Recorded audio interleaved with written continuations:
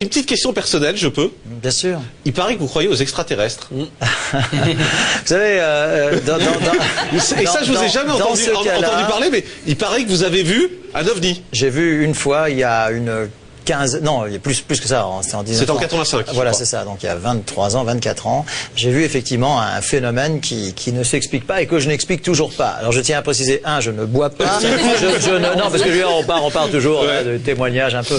Donc voilà, et d'ailleurs, je ne répondrai à cela que ce que répondent toutes les personnes qui ont été confrontées, on va dire, à ce phénomène, c'est le cas de le dire. Vous n'êtes pas obligé de me croire, mais je sais ce que j'ai vu. Et je pense que si vous faites la gentillesse de m'inviter sur ce plateau ce soir, parce que vous me considérez comme un garçon sérieux, donc je ne suis pas, comment dirais-je, un exalté. Et en plus, je n'étais pas particulièrement, comment dire, passionné par ce phénomène avant d'avoir vu ce que j'ai vu. Depuis, je le suis devenu. Et vous l'avez vu à deux en plus. Je suis heureux. Oui, c'est exact. Vous étiez deux à le voir. Absolument, absolument. Et vous avez vu quoi?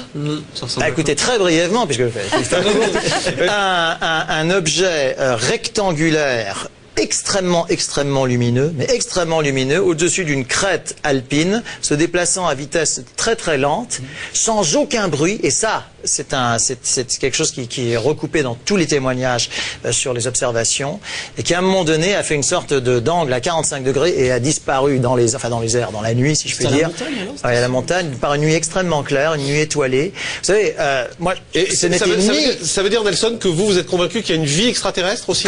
Comme le sont 48% des Français. Puisque vous avez peut-être vu un sondage récent. Au départ, peut-être c'était les exaltés de dire, ben non, aujourd'hui c'est à peu près 50-50 qui croient qu'il y a effectivement une vie, en tout cas. Mais pourquoi, on va peut-être pas faire toute l'émission là-dessus, mais pourquoi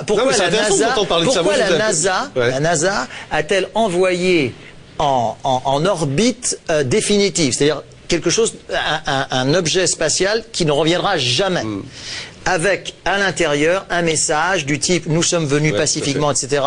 Un extrait de la 9e symphonie de Beethoven, l'hymne à la joie, je veux dire, qui montre que la Terre peut parfois être pacifique, c'est pas toujours le cas. Je veux dire, pourquoi est-ce que la NASA aurait fait ça s'il n'y avait pas quand même une possibilité? Une possibilité. Moi, je pense, voilà, on va dire qu'il y a une possibilité. Moi, je crois que c'est une probabilité. Mais au moins, admettons qu'il y ait une possibilité. Et Philippe Candeloro vient de quelle planète pour on se pose des questions parfois.